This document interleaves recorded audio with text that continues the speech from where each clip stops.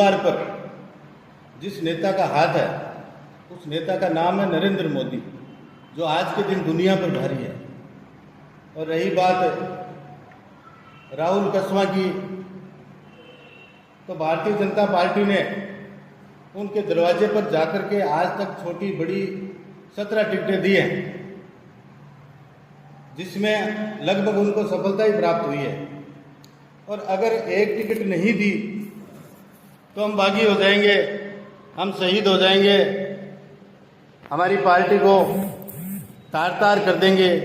ये कहाँ की नीति है? अगर आपकी जगह किसी दूसरे को अवसर मिला है तो आप उसके साथ में लगिए ना।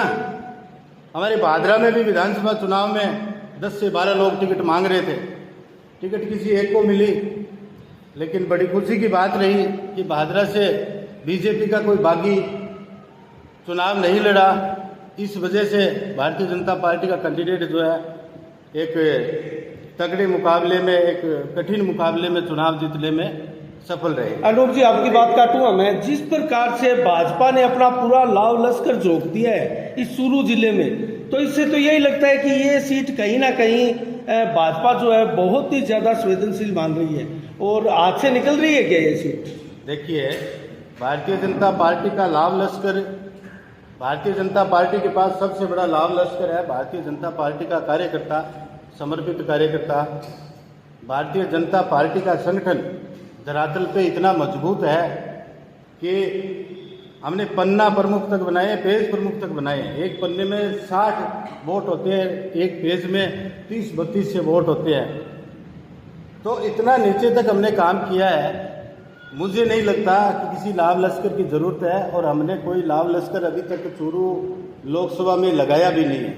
हमारे पास एक जो कैंडिडेट भेजा है वो पैरा ओलंपिक में 2 बार का गोल्ड मेडलिस्ट है, अर्जुन अवार्ड से सम्मानित है, पद्म विभूषण से सम्मानित है, पद्म श्री से सम्मानित है।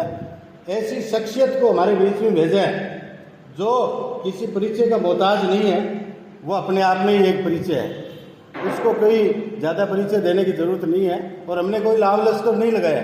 आप देख रहे होंगे भादरा क्षेत्र में जब प्रचार प्रसार चल रहा है पिछले 3-4 दिनों से, तो इसमें किसी बड़े नेता को नहीं बुलाया है, स्थानीय नेता ही हमारे प्रत्याशी के साथ में लगे हुए। अनूप जी, एक राजनेता पिछले 35 सालों से एक ही पार्टी में लगा हुआ, अभी वो पाना बदल करके दूसरी पार्टी में आ जाता है, और ऐसे में स्वाभाविक सी बात है कि 35 सालों तक उसके रिश्ते भी अच्छे खासे बने होंगे जनता से।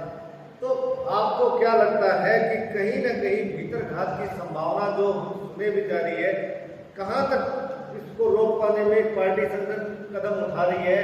क्योंकि हर एक पंचायत में, हर एक 8 विधानसभा में उनकी पकड़ है। तो ऐसे में नया कैंडिडेट है देवेंद्र जी झंझड़िया जो भाजपा के, वो कैसे उनको पार पाने में आप संगठन के तहत सहायता कर रहे हो या कैसे रणनीति अपना रहे हो? जैसा मैंने अभी आपको बताया था कि हमारा भारतीय जनता पार्टी का संगठन धरातल पे इतना मजबूत है, और हम अवसरवादियों में नहीं होते। भारतीय जनता पार्टी का अगर कोई सच्चा सिपाही है, उसका चुनाव चिन्ह व्यक्ति विशेष नहीं है, उसका तो उम्मीदवार होता है कमल का फूल।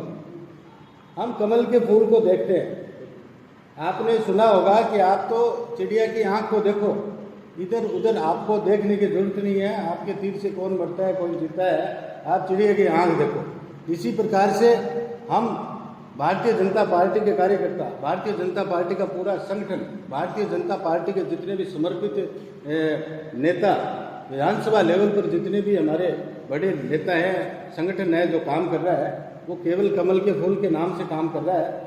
और रही बात रिश्ते नातों की, तो जिनको रिश्ते निभाने हैं वो जाएं, और जिनको भारतीय जनता पार्टी में आस्था है, जिनको कमल के फूल में आस्था है, जिनको नरेंद्र मोदी में आस्था है, जो भारत को एक विकसित भारत के रूप में देखना चाहते हैं और मोदी जी के सपने को साकार करना चाहते हैं, वे लोग भारतीय जनता पार्टी